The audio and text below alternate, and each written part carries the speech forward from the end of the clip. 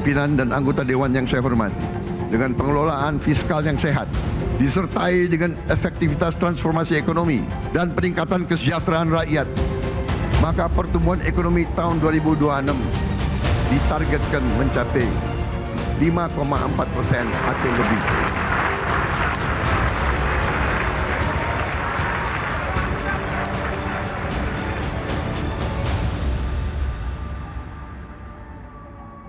Terima kasih Anda masih bersama kami pemirsa, dan kita masih membahas bagaimana ekonomi Indonesia tahun depan. Saya ingin langsung ke Bu Sinta. Bu Sinta, kita memang ingin optimis Bu, tapi kan harus realistis juga.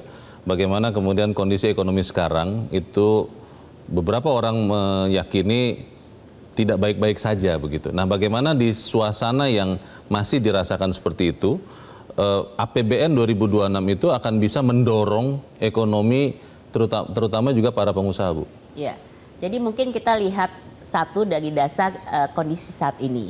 Karena jelas di baru keluar angka 5,12 pertumbuhan 5,12 di kedua itu kan memberikan optimis tersendiri. Apapun alasannya, maksudnya ada banyak pertanyaan dan lain-lain. Tapi kita melihat ini sebagai suatu angka, oh bisa tumbuh sekian. Kita pakai dulu itu angka ya. Nah, kita mungkin kalau kami melihat dasarnya kan dari kondisi di lapangan. Memang kalau ditanya baik-baik saja, ya tentunya kondisi di lapangan ya tidak semua baik-baik saja. Tapi yang tidak baik-baik itu sektor yang mana, gitu kan? Nah, saat ini yang justru kami dukung ini kan memang sektor padat karya, karena sektor padat karya khususnya TPT ya. Tekstil, produk tekstil. Ya, kita kan melihat itu dia yang paling banyak tutup pabrik, paling banyak PHK, itu kan ada di sektor tersebut. Tapi memang kalau ditanya apakah ada penciptaan lapangan pekerjaan dari investasi baru? Banyak.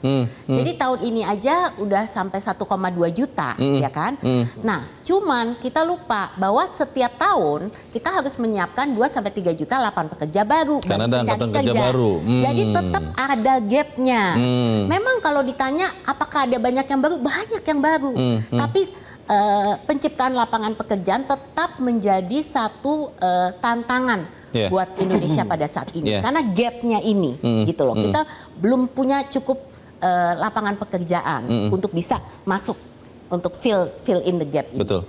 Kemudian kedua, kita melihat kemudian kemana. Ini kan majunya semua ini kan ke informal sektor. Informal sektor itu hampir udah 59% lebih, ya kan?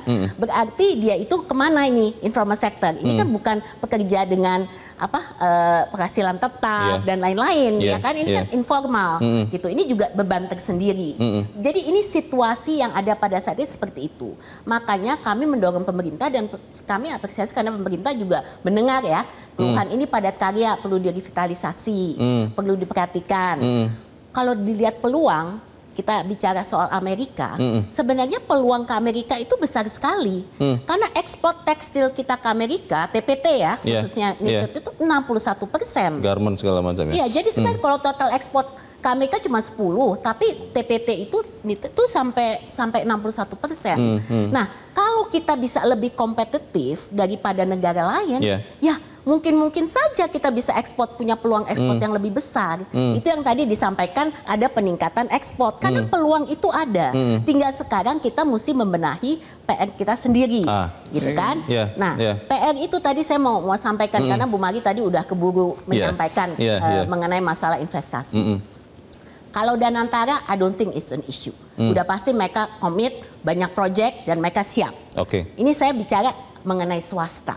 Internal ya? Kalau swasta saat ini memang masih ada beberapa isu yang sudah kami sampaikan juga kepada pemerintah dan sekarang sedang diperbaiki, yaitu tadi yang disampaikan. Pertama, cost of doing business, ya kan? Cost of doing business itu ada yang quantifiable, ada yang tidak quantifiable. Yang quantifiable itu tadi ya mengenai misalnya kita bicara logistic cost, labor cost, energy cost, suku bunga pinjaman, itu semua quantifiable, ya kan? Bisa diperhitungkan. Nah, itu kita terus terang belum kompetitif kalau dibandingkan dengan negara tetangga. Kita masih dianggap lebih tinggi, gitu kan? Makanya kenapa kita katakan dengan Vietnam beda 1% itu masih challenging. Tapi Vietnam itu kan kena transshipment 40%, jadi itu jelas bantu Indonesia banget, gitu kan? Nah, kedua produktivitas, kita ngomong soal human capital, itu memang masih menjadi isu juga. Karena kan kita sekarang semua lebih low skill ya, kita perlu scaling, upskilling dan lain-lain. Nah, yang unquantifiable ini yang jadi kunci, yaitu apa? Regulasi, perizinan. Nah, ini yang sedang diperbaiki pemerintah melalui deregulasi. Jelajahi cara baru mendapatkan informasi. Download Metro TV Extend sekarang.